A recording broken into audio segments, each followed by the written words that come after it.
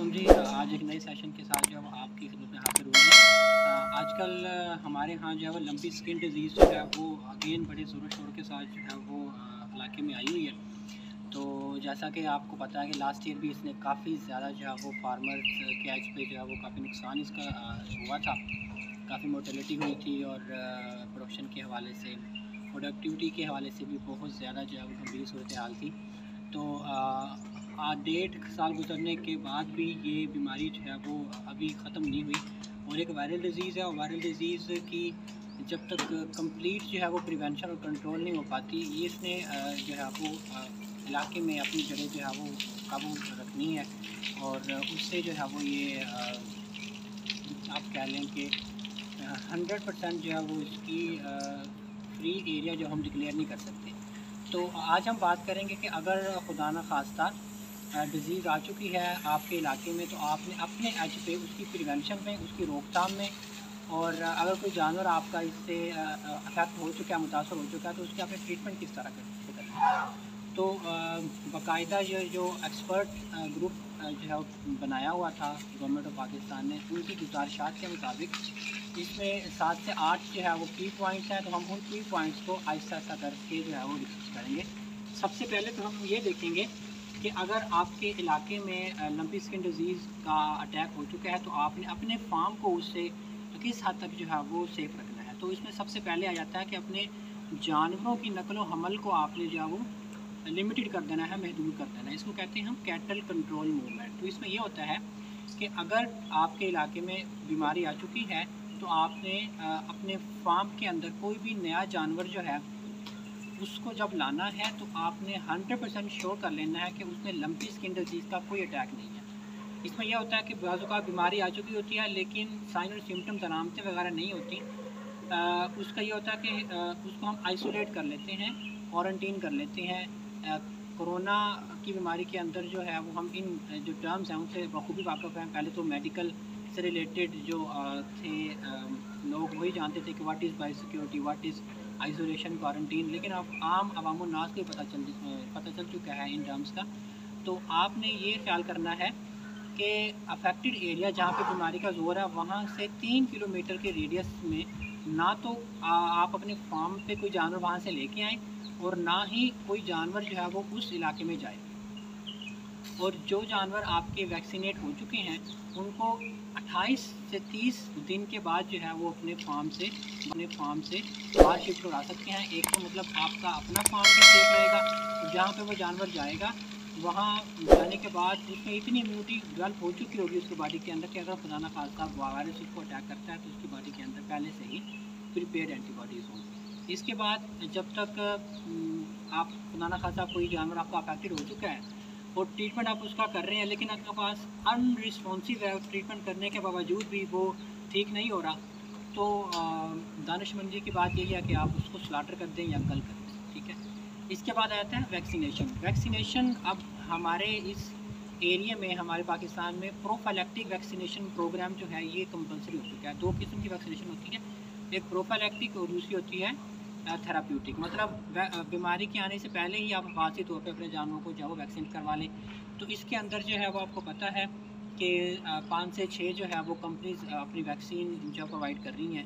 इसमें लंपी वैक है, मी वैक है और इसके अलावा लंपी वैक्स के नाम से आ रही हैं वैक्सीन। तो इसमें यह होता है कि 2 ml पर एनिमल डोज लगती है और वाइल ओपन होने के ऑलमोस्ट 2 घंटे के अंदर अंदर आपने 25 जानवरों वाली जो वैक्सीन है वो आपने ख़त्म करनी होती है। वैक्सीन जो है ये कंपलसरी है। इसके अलावा अब तो मार्केट में आ चुकी है वैक्सीन, लेकिन उससे पहले जो है वो शीप या गोट पोथ की वैक्सीन की डोज़ को बढ़ा के हम जानवरों को करते थे, लेकिन उसकी इतनी एफिकेसी, इफेक्टिवनेस नहीं थी। आप जो लोगों को जैसे पता है कि ये वेक्टर बॉर्न डिजीज़ है, मतलब ये मक्खियों मच्छरों से भी फैलती है, तो इसमें वेक्टर कंट्रोल जो है मतलब मक्खियों वगैरह का, मच्छरों वगैरह का कंट्रोल भी बहुत ज़रूरी है। तो उसमें हम ये कर सकते हैं कि अपने फार्म के ऊपर जो है वो इंसेक्ट रिपेलेंट स्प्रेज जो हैं वो आती हैं, जिस तरह बायो वालों की रेजेंट के नाम से आती है, फिब्रोनिल उसमें एक्टिव इंग्रेडिएंट होता है। इसके अलावा विरकोन एस है, टर्मिनेटर है। तो इन सब स्प्रेज को हम यूज़ कर सकते हैं ताकि फार्म के ऊपर जो मक्खियाँ मच्छर हैं ये कम से कम हो, क्योंकि ये भी इस डिज़ीज़ की अग्रेसिवनेस को, शिद्दत को जो है वो बढ़ा देती है। इसके अलावा एक और जो इसमें अहम पॉइंट है वो ये है कि आप अपने फार्म के ऊपर जो है वो मैक्सिमम पॉसिबल जो है वो सफाई सुथराई का ख्याल रखें, क्योंकि जब सफाई की सूरत गंभीर होगी तो वहाँ पे मक्खी मच्छर की आमाजगाह भी बनेगी। जैसे खड़ा हुआ पानी है, कीचड़ है, दलदल है और मैन्योर गोबर वगैरह है, तो गोबर वगैरह की जो डिस्पोज ऑफ है उसको फार्म से तकरीबन कोई दूर उसका एक एरिया बनाएं, ताकि वहाँ पे अगर कोई मच्छर वगैरह होते भी हैं तो आपके फार्म के एनिमल जो हैं वो उससे काफ़ी हद तक जो है वो सेफ रहें। इसके अलावा जो फार्म के ऊपर काम करने वाले आपके अमला है उनकी भी डिसइंफेक्शन करें। अगर वो अपना फार्म कहीं बाहर गया है किसी ज़रूरी काम से पहले तो बायोसिक्योरिटी को आप इंश्योर करें कि कोई भी बंदा जो है वो अपने फार्म पे आ रहा है उसकी पहले प्रॉपर डिसइंफेक्शन करें, क्लिनजिंग करें, जिस तरह पोल्ट्री शेड वगैरह के अंदर होती है।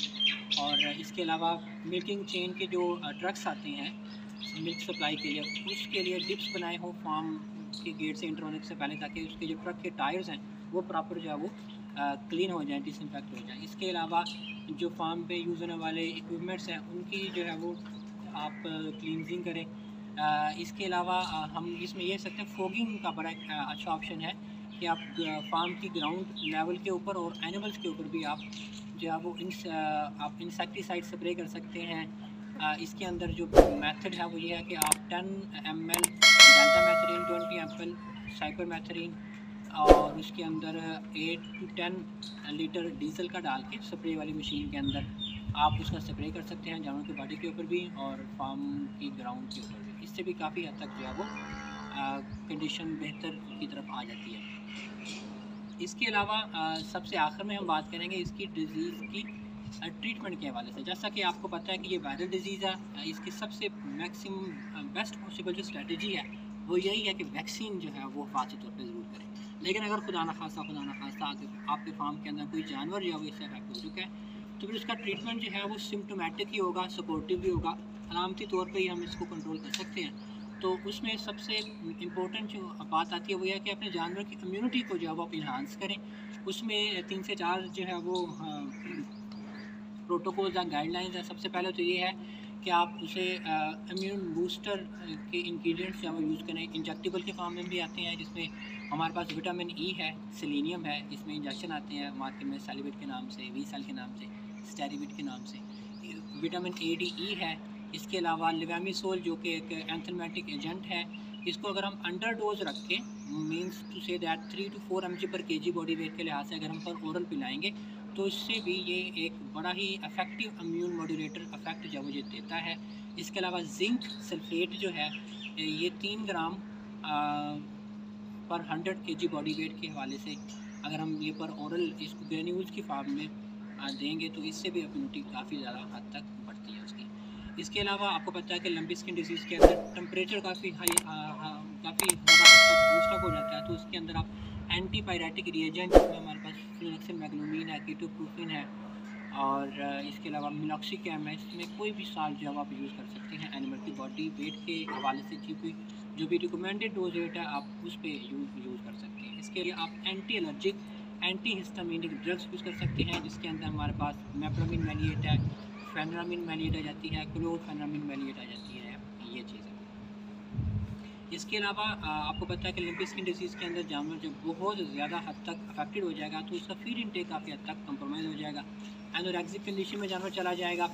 तो फीड इनटेक को आपने जब इम्प्रूव करना है तो उसके अंदर सबसे इफेक्टिव जो चीज़ है वो फ्लूइड थेरेपी है, मीन्स कि आप उसको जो है वो IV इन्फ्यूजन देंगे, उसके अंदर डेक्सट्रोज आ जाती है, नाम सेलाइन आ जाती है, उसमें मल्टी विटामिन और अमीनो एसिड की जो हम इंजेक्शन ऐड करेंगे IV, तो उससे भी काफ़ी हद तक जो है वो अफाका हो जाता है। और अगर इस चीज़ को हम नहीं लेते कि फ्लूइड थेरेपी नहीं करते तो जानवर दिन ब दिन जो है वो वीक होता जाएगा। जब उसकी अपनी इम्यूनिटी लो हो जाएगी तो उसकी रिकवरी रेट जो है वो बहुत कम हो जाता है और सूरत हाल जो है या आप कह सकते हैं कि एट द एंड जानवर जो है वो कम्प्रोमाइज़ हो जाता है काफ़ी हद तक। तो उसका फिर यही होता है कि या तो उसको कल कर दें या फिर जानवर वैसे अपनी जान से जाएगा।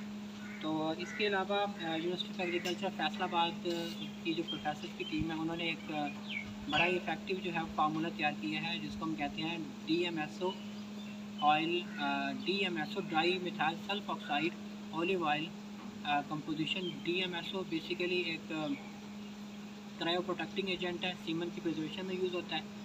तो उन्होंने इसका ट्रायल करवाया है कि लंपी स्किन डिजीज़ के अंदर जब जानवर का टेम्परेचर बहुत ज़्यादा हाई हो जाता है, मतलब हाइपरथर्मिया भी होता है, फीवर भी होता है, तो इस कंपोजिशन को जब वो ऑलिव ऑयल के अंदर मिला के सपकट लगाते हैं तो उससे भी काफ़ी हद तक जानवर का टेम्परेचर जो है वो डाउन हो जाता है। इसके अलावा कुछ और भी चीज़ें हैं, लेकिन हमारे पाकिस्तान की अपने इलाके की फिजिबिलिटी को देखते हुए यही एक हमारी कोशिश होती है कि अगर खुदा न खास्ता लंपी स्किन डिजीज़ का अटैक दोबारा हमारे इलाके में दिन ब दिन उसके केसेस रिपोर्ट हो रहे हैं वाकई, तो आप फार्मर हजरात जो हैं, भाई जो हैं, वो इन गुजारिशात पे अमल करके अपने अपने फार्म की, अपने जानवर की जो सेहत है, उनकी ज़िंदगी है, उनको बचाएं।